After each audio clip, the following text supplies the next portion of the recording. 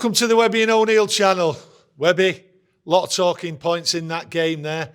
A lot of people, when me and Kieran was talking earlier on with the video, Webby, were going on about Delo. They were steaming in on him that it was his fault for their goal. Yeah, it was his fault, so, but it's a pre-season friendly. You know, you want the mistakes out of you now than against Wolves or against Tottenham in a few weeks' time. He knows what he did wrong, you know, but I see the goalkeeper coming with absolute some pelters, but we didn't expect to lose the ball there, you know, that's where he is. You know what I mean? But it's pre-season friendly. I've seen people have a go at Mount. What does he want? Does he want an hat-trick? And, you know, it's going to take him time to fit into the team. Correct, yeah. Total different style than Chelsea. Yeah. Total different team, but we've won 3-1. I'm not bothered. We could have won 18-1. It's all about match fitness. We go again tomorrow in Dublin. It'll probably be a different starting 11. And then we have a week off to prepare for the Wolves game. I just thought, obviously, people are going to be speaking about the front three, you know. And for me, Garnacho's got to be in that front three. Hang on, Webby, I've got to stop you there. The front three. The thing is, a lot of people were expecting Rasmus Højlund introduced to the crowd today, right? They were hoping he'd be there. The news has come out. We've been told he's not going to be available till September. Is that a blow, or is that front three good enough? Yeah, it's good enough. You know, you want the kid in as early as you can, get a couple of opportunities, a couple of scruffy goals, and his career's going. But the word is that he's not going to be fit until the Forest game, apparently. So let's see, you know what I mean? If we've got enough cover at the moment, you know.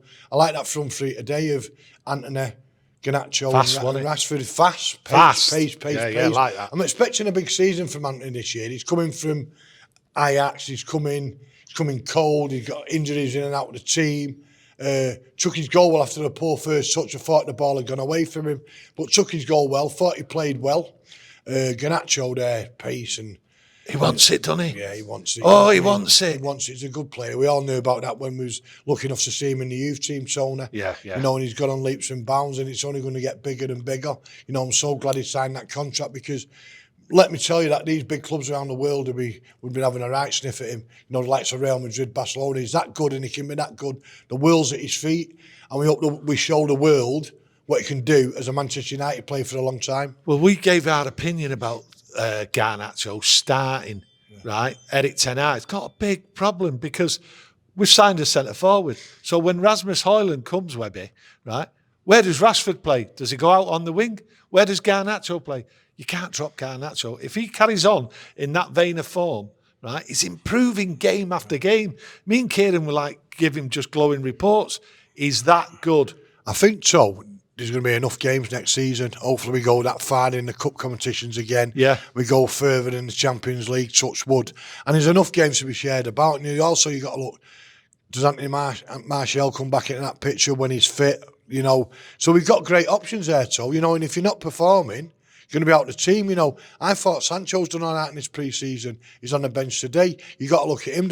Can he play the false nine? Can he play on the right? He can play on the left as well. So we've got those options if everyone gets fit. Obviously, we're going to go back again. We're disappointed the young kid's got a bit of an injury or he's not fit. But listen, how quick this year has gone. Before we know it, it'll be Christmas. So a few weeks out, bit of fitness, bang. We've got Bruno, captain of Man United. I was speaking before. I said, playing him out on the right, you might as well not play him.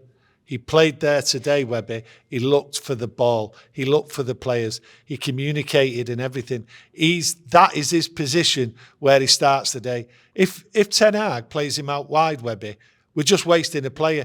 You've seen what he did today. He was everywhere. I thought he had an excellent game. If it wasn't for Garnacho, I would have given him man of the match today. I look at Bruno and his players we've had in the past, like John O'Shea and Phil Neville, who would probably play next year if you sold him. Yeah. You know, there's always those valuable players in the squad who you'll put them out on the right. And I know he won't be as effective as where he plays in the middle, but you know he won't let you down. You know, I remember Shazy doing it. Shazy even played in nets, didn't he, at Tottenham? Yeah. So I think the only position he ever played for was centre crash. Yeah. You know, so you need those players in around. And Bruno doesn't want to probably play there, but now he's captain of the club. And I think if the manager said to Bruno, listen, you're at left back today, he'd put a shift in for us. I know what you're saying, Tony. We know where we want him to play, but if push comes to shove and we're down there and we've got injuries or suspensions, always count on Bruno to play in that position. I understand that. If there's injuries and suspensions, that's fine. Yeah. But not to start as a full 11 if players are fit. To me, Bruno needs to be there. That's where he's effective. Today, you mentioned earlier on about Antony. Yeah, some good touches there today, right, without a shadow of a doubt. But one criticism, too many little flicks and trying it and all that. Ten Hag's got to work on that with him, surely. You don't mind seeing those little flicks if you find them up and the sun's shining, but if it's 0-0 and it's pouring down and you need to keep hold of the ball to gain a bit of possession, you don't need flicks. But that's the way he's been brought up, and his Brazilian finger. I'm really expecting a big season from him this year because we've seen it in flashes last year. Yeah. You know, you look at his debut against Arsenal, scoring in the first half, you're thinking, well, we got a decent winger here. Then he was in and out of the team injuries, and he got injuries out for a few months, and he got the injuries towards the end of the season, which ruled him out of the cup final. But stays fit.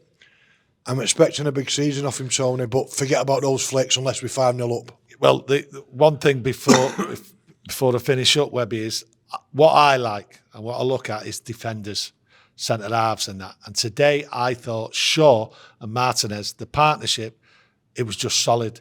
And I did say earlier on, they were high-fiving and all that.